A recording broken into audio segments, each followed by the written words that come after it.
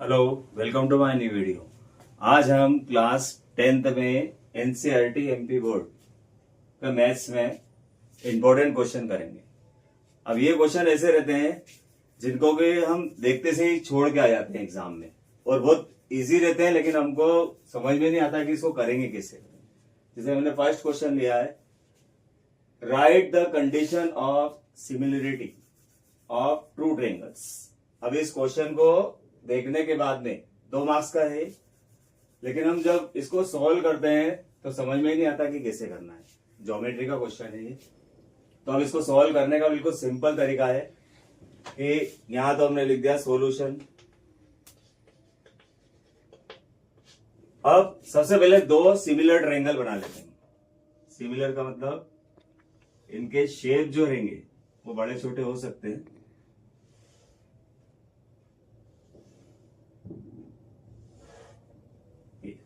एक छोटा और एक बड़ा है, इनका नाम भी दे देते हैं हम ए बी सी। जब हम एग्जाम में लिखना शुरू करेंगे तो किस प्रकार से करेंगे, तो सबसे पहले हमसे जो क्वेश्चन पूछा है कि हमको कंडीशन बताना है, तो सबसे पहले हम लिखेंगे यहां कंडीशंस ऑफ सिमिलरिटी। अब जब हम 2 कंडीशन लिखेंगे तो फर्स्ट कंडीशन तो ये होती है कि इसके जो एंगल है, कॉरेस्पॉन्डिंग एंगल्स, ये इक्वल होना चाहिए। ये सेकंड बना देते और इसको बना देते थर्ड। तो सबसे पहली कंडीशन ये रहती है कि कंडीशन ऑफ सिमिलरिटी में हम लिखेंगे फर्स्ट वाली कंडीशन कि corresponding angles are equal। सबसे पहले तो corresponding एंगल इक्वल होना चाहिए। मीन्स एंगल ए जो है वो एंगल डी के इक्वल होना चाहिए, एंगल बी जो है वो एंगल ई के इक्वल होना चाहिए, और एंगल सी जो है वो एंगल एफ के इक्वल होना चाहिए। तो कोरस्पॉन्डिंग एंगल्स आर इक्वल कैसे होंगे, या विल भी लिख सकते हैं हम, corresponding angles will be equal. Second वाली कंडीशन है हमारी कि कोरस्पॉन्डिंग साइड जो है वो एक दूसरे के प्रोपोर्शनल होना चाहिए, यानी कि रेशियो ऑफ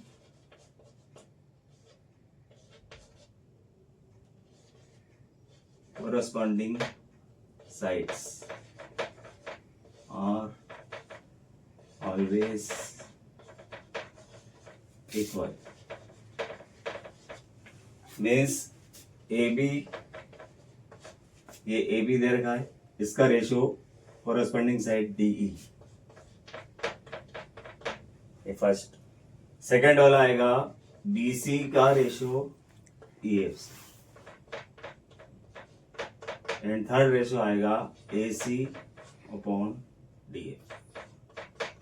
ये बना हुआ है, ये 2 कंडीशन है। तो इस प्रकार से हमारे 2 मार्क्स के 2 हैं, और बिल्कुल सिंपल है। जब 2 ट्रायंगल बना लेंगे हम तो इसको लिखने में आसानी होगी। तो ये हमारा फर्स्ट क्वेश्चन था 2 मार्क्स का। सेकेंड क्वेश्चन जो आता है वो रहता है right the statement of Thales theorem. Thales जो था वो मैथमेटिशियन था, उसने एक थ्योरम बनाई थी ज्योमेट्री में।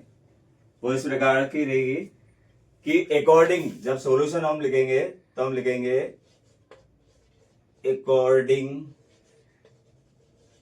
To this theorem. अब यहां से स्टार्ट करेंगे। पहले डायग्राम बना लेना कि इस थ्योरम में according to this theorem, if in triangle ABC, पहले से ही बता देना उसको, in triangle ABC if DE is parallel to BC, यदि DE जो है वो BC के पैरेलल है, देन इनका जो रेशो होगा साइड का, AD upon DB is always equal to AE upon EC। शर्त ये रहेगी कि ये लाइन जो है DE पैरेलल होना चाहिए BC के। सपोज मान लो ये लाइन इस प्रकार से होगी, ये पैरेलल नहीं दिख रही है हमको, तो इनका जो रेशो होगा साइड का वो इक्वल नहीं होगा। तो एग्जाम में 2 मार्क्स में एक तो डायग्राम बनाना है और दूसरा इस प्रकार से लिखना है, according to this theorem in triangle ABC। ये ट्रायंगल है एक ABC, इसके अंदर यहीं से दिख रहा है, if DE is parallel to BC then AD upon DB equal to AE upon EC। ये थ्योरम है। तो इस प्रकार से हमारा 2 मार्क्स का इस प्रकार का स्टेटमेंट लिखना है। अब थर्ड क्वेश्चन करेंगे। अब हम क्वेश्चन नंबर 3 करेंगे। ये भी 2 मार्क्स का है बिल्कुल सिंपल, देखने में ऐसा दिख रहा है लेकिन बहुत इजी क्वेश्चन है, छोड़ के नहीं आना एग्जाम में। इन गिवन फिगर, एक फिगर दे रखा है हमको, ये पूरा इसमें दे रखा है LM is parallel to CV। हमने जो थ्योरम करी है उसके अकॉर्डिंग टू हमने क्वेश्चन लिया है। ये LM BC के पैरेलल है, तो ये BC है, इसके पैरेलल LM है। एंड LN, ये LN है, ये CD के पैरेलल है। तो हमको ये प्रूव करना है कि AM अपॉन ये पूरा AB, जो इधर करा है वही नीचे भी करना, AN अपॉन पूरा AD, ये हमको इक्वल लाना है। अब वो किस प्रकार से आता है हम ध्यान से देखेंगे। तो यहाँ पर हम प्रूफ लिख लेते हैं। सबसे पहले हम इस वाले ट्रायंगल को देखेंगे जिसको मैं डार्क कर रहा हूं, ABC, इस वाले ट्रायंगल में। तो यहाँ लिख देते हैं अपन इन ट्रायंगल ABC। अभी जो थ्योरम करी थी थेल्स थ्योरम, उसी प्रकार से हमारा ये क्वेश्चन सॉल्व हो जाएगा, जो कि अगर उसको अच्छा पक्का कर लोगे तो ये क्वेश्चन में जरा सी प्रॉब्लम नहीं आएगी। गिवन हमको दे रखा है कि LM पैरेलल है किसके है, BC के। जब इस ट्रायंगल में ये लाइन इसके पैरेलल है तो हम यहां से रेशो लेना स्टार्ट करेंगे। तो सबसे पहले हम रेशो लेंगे कि AM, ये वाला रेशो, इसके साथ में हमारे को ये पूरी बड़ी साइड, छोटी साइड के साथ में बड़ी साइड इधर ले रहे हैं हम। तो यहां पर हम ले रहे हैं AM, ये AM अपॉन पूरा AB, ये इक्वल आ रहा है। यहां पर भी ऐसे ही करना है, पहले छोटी साइड लेना है, AL अपॉन AC।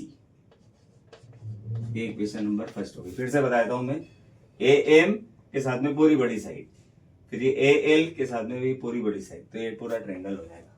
ये जब ही होगा जब ये लाइन इसके पैरेलल होना चाहिए।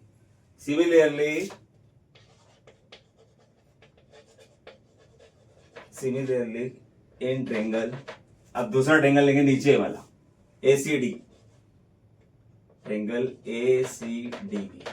अब इस वाले ट्रायंगल में, नीचे वाले ट्रायंगल के अंदर जब ध्यान से देखोगे तो ये गिवन में दे रखा है LN is parallel to CD, LN is parallel to CD। तो देयरफॉर जब 2 लाइन पैरेलल हो जाएगी तो थेल्स थ्योरम से हमारा हो जाएगा। यहां पर भी ऐसे ही करना है, छोटा वाला रेशो पहले लिखना है, साइड पहले लिखना है, AN के साथ में पूरी बड़ी साइड AD, जो इधर करा है वही ऊपर भी करेंगे हम। AL, इस वाले ट्रायंगल को ध्यान से देखना है, इसके साथ में ये पूरी बड़ी साइड, और AL के साथ में AC। जब हम इन दोनों इक्वेशन को ध्यान से देखेंगे तो राइट हैंड साइड दोनों के इक्वल आ रहे हैं। तो यहां लिखेंगे हम by first and second, eliminate कर देंगे। जो दोनों साइड एक सरी के आ रहे हैं उनको एलिमिनेट करने के बाद हमको रिजल्ट मिलेगा ये वाला, AM upon AB is equal to AN upon AD। इस प्रकार से हमारा ये पूरा की पूरा प्रूव हो जाएगा, हेंस प्रूव।